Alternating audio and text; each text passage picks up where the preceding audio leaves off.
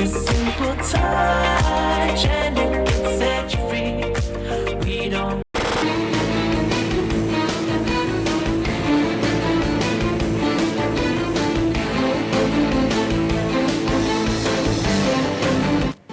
De Buenos Aires, y podemos llegar a decir que hoy, en este 12 de marzo, está dando el puntapié inicial en territorio bonaerense para armar definitivamente ese partido no. Se trata del señor Juan José Gómez Centurión, a quien le agradecemos su visita. ¿Cómo le va? Bien, Gerardo, muchas gracias por la invitación a su programa. No, por favor, es un gusto. Sabemos que está mirando gente de muchísimos lugares. Sí.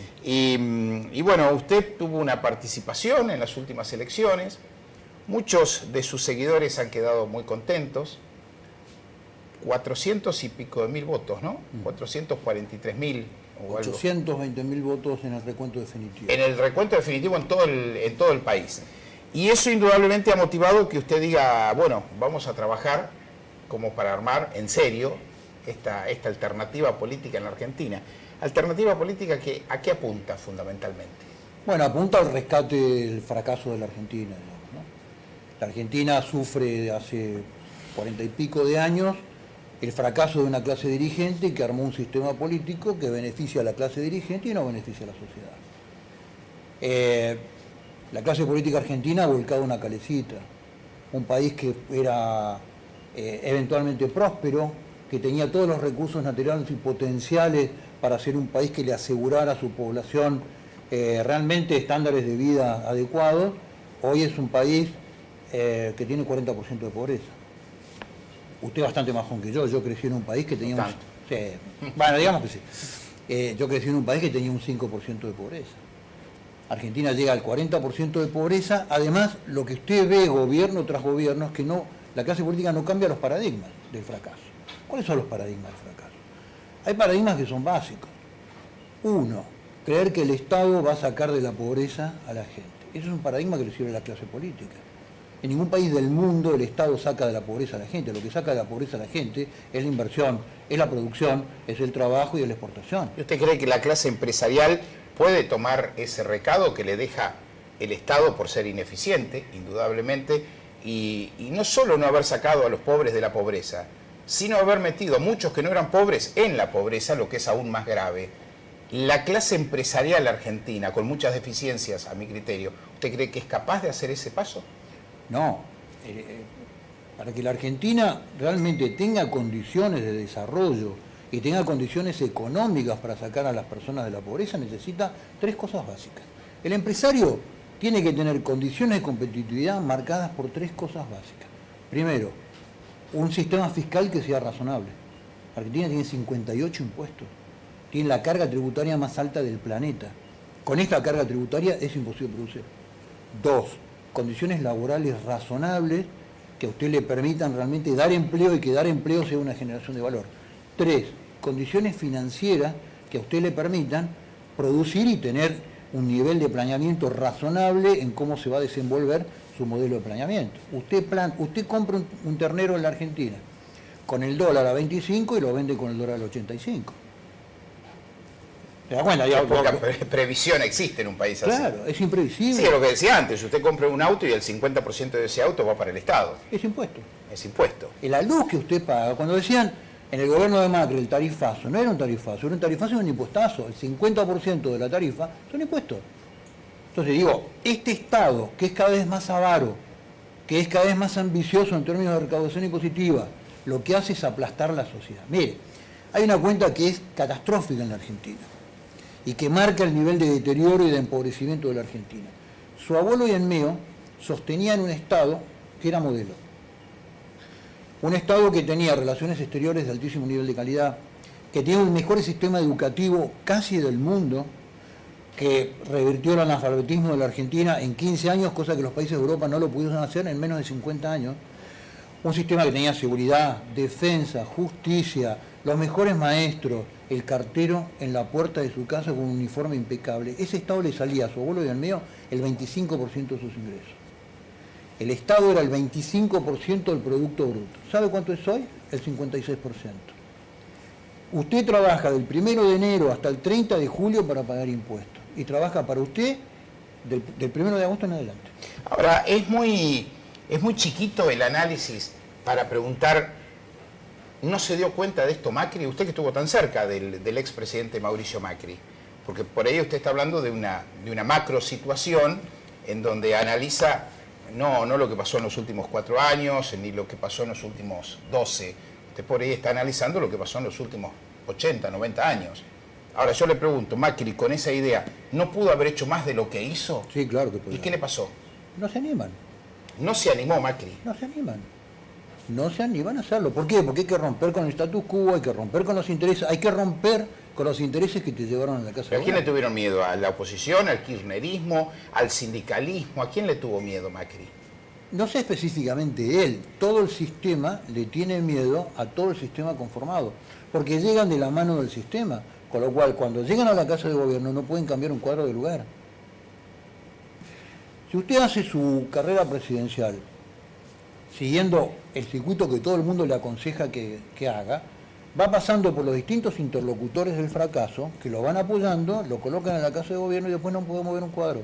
¿Cómo no va a poder mover un cuadro el presidente Fernández? Pero eso porque falta respaldo popular, ¿no? Alguna vez la doctora Elisa Carrió me dijo, la única posibilidad es que exista un presidente que tenga un fuerte respaldo popular para tomar las medidas de fondo.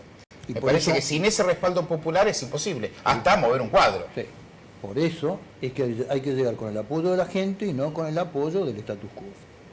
Ese es el camino. Ahora, ¿cómo llega del 1,7% al, vamos a ponerle, el 45%? ¿Qué le falta? Del Es que- 3% al 49%, ¿sabe cómo lo camina? Sí. Caminando en la Argentina, trabajando con los dirigentes. Hoy me acompañan 2 dirigentes, Juan Carlos Veloso, del equipo de Buenos Aires, y Marcos Cantón. Caminando, yendo con la gente, hablando con la gente, transmitiéndole un proyecto genuino de política. El año pasado, mire, Sí. yo le hago una cuenta. Le Pen empezó con el mismo camino en Francia hace 15 años. La sobrina, discutió el balotaje el año pasado. Claro. Entonces, si usted arma un proyecto político que es para usted, para que usted sea, y realmente lo tiene que hacer en muy corto tiempo y no tiene sentido. Ahora, si usted arma un proyecto para la Argentina, en 7, 8 años lo puede tener funcionando perfectamente. Ese es el proyecto político que se opondría, vamos a llamarlo, al populismo. En la ¿O Argentina... cómo le llama a la contracara de lo que puede llegar a representar usted? ¿Cómo le llama usted? Yo en general le llamo progresismo, socialdemocracia, ¿no? Este modelo de este Estado, el diseño de este Estado socialdemócrata, que cree que el Estado es el eje, el centro de funcionamiento de una sociedad. ¿Y usted cree que el kirchnerismo, por ejemplo, fue progresismo? En sus temas culturales se declaraba progresista. En sus temas, o sea, en el relato. En el relato progresista, claro. Porque digo, uno de sus invitados preferenciales en cuantas gira hacía el expresidente Kirchner o la expresidenta Cristina, qué sé yo, pongámosle, Grobo Copatel era un invitado de lujo en forma permanente como modelo del empresariado argentino. Y digo, y eso no tiene ¿Qué mucho es la de socialdemocracia en general? En todo el mundo y específicamente acá en la Argentina. Corazón a la izquierda, bolsillo a la derecha. Eso es la definición más exacta de lo que es socialdemocracia. Y si vamos a ponerle que en el año 2021 viene, ¿no? Ahora la elección, la próxima, 2021 mejoran, 2023 mejoran todavía y ya nos ubicamos para el 2000. ¿No cree que lo van a destrozar aquellos sectores que pueden llegar a calificar a ustedes como la más recalcitrante derecha de la República Argentina? Nos pueden calificar, el tema es que piensa la gente. Cuando usted va a la gente y le dice, mire, yo creo en Dios, creo en la patria, creo en la bandera, creo en la familia, la gente dice, eso es lo que yo quiero. Eso le dicen. Sí, claro.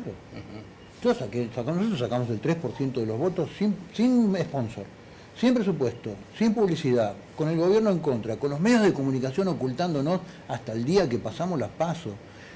Vaya usted a las portadas del lunes, después de las PASO de los 2 principales diarios, de las principales por la tirada de la Argentina. Yo no figuraba entre los candidatos que habían pasado las PASO.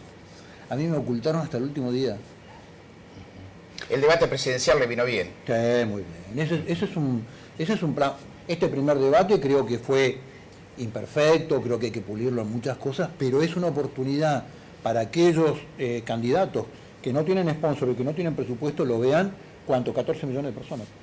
¿Qué es? Yo estaba buscando hoy algunas declaraciones de otros dirigentes políticos conocidos en la Argentina, y en su momento usted sonó muy fuerte, yo se lo decía a Miguel, al conductor de Edición Central, para incluso el Ministerio de Defensa de Mauricio Macri. Por ejemplo, la dirigente Margarita Stolbizer dijo: sería una vergüenza para la democracia que Gómez Centurión fuese ministro. ¿Por qué cree que hay afirmaciones tan... ¿Y lo pudo justificar? Supongo que dijo esa frase como título. Bueno, no, el tema es por qué. Porque si Margarita Stolbizer o algún otro candidato de este modelo socialdemócrata progresista puede explicar por qué un militar no puede ser ministro de Defensa, que se fije en el mundo. Entonces, la precalificación y el preconcepto y la discriminación del hecho de ser militar, de ser un patriota, de ser combatiente de este país, de ser veterano de guerra, de haber combatido por este país. Yo le pregunto a la clase política: ¿quién combatió por este país? ¿Quién derramó una gota de sudor, no de sangre, por este país? Ninguno. Bueno, yo le comento a la gente, así como algunos detractores de Gómez Centurión, esto para información de la gente, Sí, digo, claro. ¿no? Dicen, un tipo, y en el término que utilizo, discúlpeme, un tipo como Gómez Centurión, que fue cara pintada y que estuvo en Semana Santa y en Monte Caseros, no puede ser ministro. Hay otros que dicen también, un valiente como Gómez Centurión, que combatió en Malvinas cara a cara frente a los ingleses, puede ser no ministro, puede ser presidente de la nación. En esa disyuntiva van a tener que manejarse ustedes. Sí, claro. Políticamente hablando, digo, ¿no? Por sus frutos los conoceréis. Entonces, los que dicen que yo por haber estado en Semana Santa no puedo ser presidente de la Nación, lo que les pregunto es: infórmense bien de lo que pasó en Semana Santa y de qué fue Semana Santa. Semana Santa fue un planteo... Usted dijo que eran muy jóvenes, además. Claro, un planteo que le ¿Cuántos años hicimos... tenía usted en el 88? Esto fue 87. 1987. 1987 yo tenía 24 años. 24 años. 5 años. Estaba por cumplir 25 años. Nosotros lo que le planteamos a los mandos militares es decir, tienen que dar una solución política a un tema que ustedes están ocultando.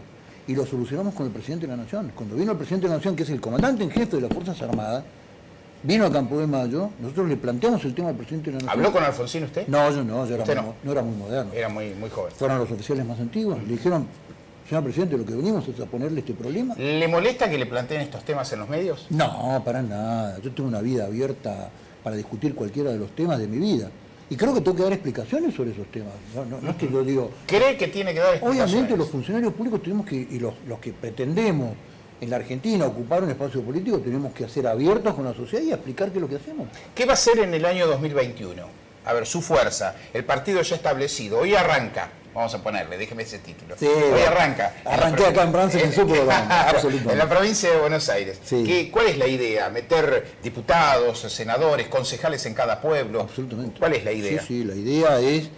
bueno, ahora viene la primera parte, que es la parte administrativa, que es la presentación a la justicia, los avales y demás, para quedar constituido el partido. Y en el año 2021 estamos trabajando con nuestros dirigentes para armar una lista de diputados, de senadores nacionales, provinciales, y en el grueso de las grandes ciudades tener la capacidad y la capilaridad para ir a disputar por los consejos deliberantes. Hay ciudades muy importantes en esta provincia de Buenos Aires, yo tuve la suerte de recorrerla, ¿no? Y uno cuando habla políticamente de visitar ciudades como, qué sé yo, San Nicolás, Azul, en otro sector, Mar del Plata, Trenquelauquen, Mar del Plata, Bahía Blanca. Además de ser ciudades hermosísimas, políticamente, en el caso de ustedes, del partido, que están muy vírgenes, esas ciudades, ¿no es cierto?, va a requerir un trabajo muy fuerte. Muy fuerte. Y hay ciudades donde vamos a estar mejor y hay ciudades donde vamos a estar peor. A ver, la política argentina nos tiene acostumbrados y nos quiere hacer creer que la gestión de la política de un país tan complejo como la Argentina son sucesos. Pan, títulos, declaraciones, como cañitas voladoras que cuando se acaba la luz queda en la oscuridad. Yo creo en los procesos. Esto es un proceso. Hay que generar una fuerza política nueva que represente a personas que hoy no están representadas en la política y que no se sienten conformes con la representación que le dan estas fuerzas y estas alianzas en la cual se ha constituido la política a través de un partido formal, y hay que hacerla crecer en el tiempo. Esto es. El proyecto no soy yo, el proyecto no es una persona, el proyecto es constituir una fuerza que represente gente que hoy no está representada. En cierta forma que se contraponga a lo que hablábamos hace un ratito, ¿no? Cuando yo decía que usted hablaba de por ahí de un proceso mucho más largo, haciendo el análisis del país de 80, 90 años, yo le hacía un juego más corto, ¿no? Acá 4 o 12 años para atrás. Y el otro factor es el que usted también mencionaba, que es el económico. En la Argentina de hoy es muy difícil hacer política sin plata. O sea, yo siempre digo, Después podemos discutir si está bien, si está mal, si es horrible o está más o menos. Eso lo discutimos. Lo concreto es eso hoy. Hacer política sin plata es muy difícil. Sí, por eso hay que hacerlo así. Porque el otro camino lo lleva siempre al mismo lugar. El camino de la plata en la política lo lleva a que usted llega a la casa de gobierno y no puede cambiar un cuadro. Ahora, este camino de viajar en micro, de conocer las terminales de colectivos, de viajar en el propio auto, de buscar el momento en que uno no está trabajando y el momento en que el otro no está trabajando para hacer política, lo que le va generando a usted y le va trayendo son los mejores dirigentes. Para cerrar, Juan, y agradecerle nuevamente que haya No, Gerardo, al contrario. elegido nuestra ciudad para venir y Multimedios Bransen, sobre todo. Además hicimos una excelente elección en Francia, la elección pasada, Ajá. y vamos a hacer una excelente elección el año que viene, en el 23. Bueno, ustedes han tenido un apoyo de un sector de la sociedad que responde a la idea, ¿no es cierto?, de esta disputa en la cual estamos, esta grieta en la cual estamos entre los pañuelos verdes y los pañuelos celestes. Hoy se conoció que el presidente de la Nación, Alberto Fernández, posterga la presentación del proyecto del aborto en el Congreso de la Nación, cosa que iba a ser mañana. Se postergó ese tema por todo esto que ha surgido del coronavirus, ¿no? No sé cuál es el motivo. Lo que digo es que este modelo del fracaso político nos tiene cada 2 años discutiendo lo mismo. Nos tiene discutiendo si un embrión es un ser humano o es un batracio. Entonces, el nivel de estupidez de la clase política del presidente Fernández, si llega a mandar la ley al Parlamento, le va a pasar lo mismo que al presidente Macri.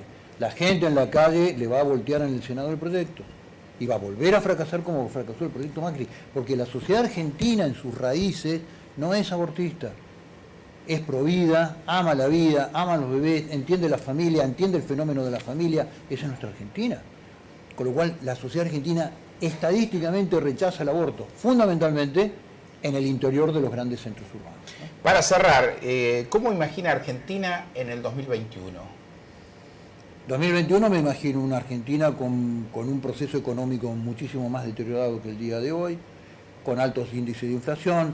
Creo que la emisión que está cubriendo el proceso económico hoy va a tener su correlato en un proceso inflacionario. Creo que eso va a volver con tarifas congeladas, con lo cual se van a castigar los servicios. Creo que venimos a hacer un rulo peor del que hemos sufrido el año pasado, ¿no? Gómez Centurión, muchas gracias por haber venido a Bransen y a Multimedios Bransen. Un placer, Gerardo, muchas gracias. Muchísimas gracias y lo espero en cualquier momento, cuando lleguen las elecciones. Cuando no, invíteme antes y yo vengo con todo gusto. Bueno, muchísimas gracias. Gracias. El señor Juan José Gómez Centurión fue candidato a presidente de la Nación en este programa, primer programa del año 2020, 10ª temporada. Tuvimos el privilegio de tenerlo sentado en nuestra mesa. Nada más, nos reencontramos en 7 días. Han sido muy gentiles.